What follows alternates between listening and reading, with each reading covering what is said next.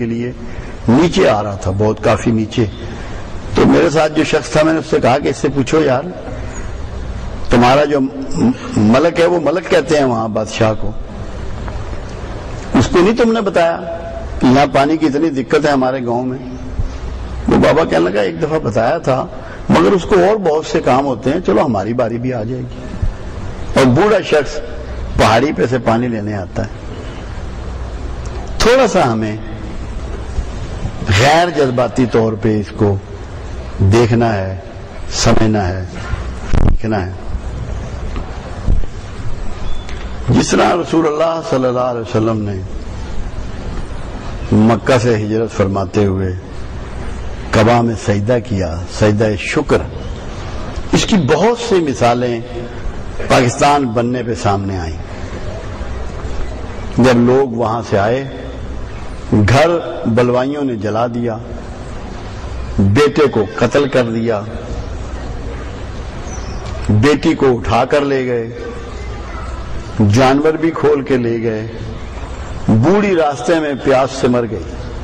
اب بوڑھا جب زمین پاکستان پر پہنچا تو سجدہ ریز ہوا اور اللہ کا شکر ادا کیا. یہ سارے اسباب گنوا کر اللہ کا شکر کس لیے؟ اور ہمارے تو شکوے ہی اسباب کے ہیں.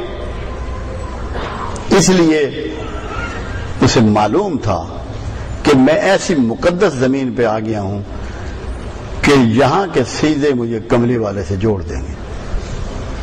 میں رسول رحمت سے وابستہ ہو جاؤں گا، میرا اللہ مجھ سے راضی ہو جائے گا، کیونکہ یہ زمین اللہ کے رسول کے لائے ہوئے دین کی ترقی اور ترویج کے لیے استعمال ہوگی. مسلمانوں کو یہاں مسلمان سے مومن بننے کے مواقع ملیں گے. یہ ہماری بدقسمتی ہے کہ وہ مواقع ہم نے گنوا دیے، بہت سا نقصان کر لیا. مگر کیا ٹائم ختم ہو گیا ہے؟ کیا بہتری کے لیے ہمارے پاس اب کوئی چانس نہیں ہے؟ کیا ہم لوگوں کو معاف نہیں کر سکتے؟ کیا ان سے محبت نہیں کر سکتے؟ کیا اخلاقیات سیکھ نہیں سکتے؟ اچھے اخلاق کا مظاہرہ نہیں کر سکتے؟ یہ سب کچھ تو نہیں چھینا گیا. اور آپ کو معلوم ہے کہ آپ کو مایوس کیا جا رہا ہے. دنیا میں جتنے کرائم کیے گئے ہیں آج تک یا کیے جائیں گے، ان کے پیچھے مایوسی ہوتی ہے. مایوس لوگ کبھی پازیٹو کام نہیں کرتے، کر نہیں سکتے. تو آپ کو جان بوجھ کر مایوسی اور ناامیدی میں گھیرا جا رہا ہے. اس کے لیے جان بوجھ کے طریقے سے پلاننگ کی جا رہی ہے، اور غیر پلاننگ سے بھی آپ کو اس میں انوالو کیا جا رہا ہے. اگر آپ چاہتے ہیں کہ پاکستان کے حالات ٹھیک ہو جائیں، انتظامی حالات ٹھیک ہو جائیں، معاشی حالات ٹھیک ہو جائیں، تو ایک تو سادگی اختیار کریں. ہر آدمی ریورس لگائے اپنے آپ کو، کچھ ریورس ضرور لگائے. کیوں؟ بچت کے بغیر کبھی کسی نے معاشی حالات ٹھیک نہیں کیے، جتنا مرضی کما لے. صرف کمائی سے کبیر داس ہندوؤں کا ایک بہت بڑا، جیسے چائنا میں کنفیوشس ہوا ہے، ہندوستان میں ایک کبیر داس ہوا ہے. اس کے دوڑے چلتے ہیں وہاں، مگر بڑی بڑی ذہانت اور کمال کی باتیں وہ شخص کرتا تھا. تو یہاں میں اس کی ایک کوٹیشن آپ کو سنانا چاہتا ہوں. وہ کہتا ہے کوئی شخص آج تک کما کر امیر نہیں ہوا، بچا کر ہوا. آپ جتنا مرضی کما لیں، اور اگر آپ نے شام کو اس کو اڑا دیا تو آپ امیر نہیں ہو سکتے. ایک شخص 100 روپے روز کماتا ہے اور 100 کے 100 خرچ کر ڈالتا ہے، اور ایک شخص 50 روپے روز کماتا ہے اور 10 روپے بچا لیتا ہے. وہ 10 روپے بچانے والا بہرحال امیر ہو جائے گا. تو اپنے اخراجات کم کر کے، سادگی اختیار کر کے یہ ہیبٹس ڈیولپ کریں. ہر شخص، چاہے وہ امیر ہے، متوسط ہے یا غریب ہے، جس حالات میں بھی ہے، سادگی اختیار کریں. سادگی سے بڑی قوموں کی کوئی پناہ نہیں. آج اگر ہم ذلیل ہو رہے ہیں نا، اس کی وجہ یہ ہے کہ ہم بھکاری بن گئے ہیں. ہمارا کشکول سب کے سامنے ہے، مانگتے پھرتے ہیں، اور مانگ کس کے رہے ہیں؟ عیاشیوں کے لیے۔ عام آدمی تک تو نہ وہ فائدہ پہنچتا ہے، اور بوجھ ہم سب پہ پڑتا ہے اس کا ٹیکس کی شکل میں یا اور جو بھی ہے۔ تو آپ لوگ اگر سادگی اختیار کریں گے، اور دوسرا جو ہے، جو اصل چیز ہے، آپ کو کوئی کلمہ گوئے رسول کسی حالت میں بھی برا نہ لگے۔ آپ کو اس سے اختلاف ہو سکتا ہے، اختلاف رائے ہو سکتا ہے، جماعتیں جدا ہو سکتی ہیں، عقائد جدا ہو سکتے ہیں، مسلک جدا ہو سکتا ہے، وہ سب محترم ہے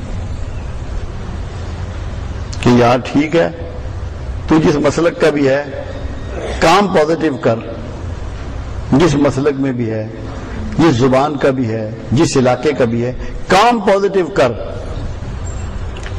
پازیٹو کرنے والے کو آپ سلام پیش کریں، اور نیگیٹو کام کرنے والے کو آپ جھگڑے مت، اس سے بھی تھوڑی سی دیر کے لیے پہلو تہی کریں، بچیں اس سے۔ تو کوئی وجہ نہیں انشاءاللہ کہ یہاں حالات نہ بدل جائیں، اور ویسے ہی بدلنے ہیں، حالات تو بدلنے ہی ہیں،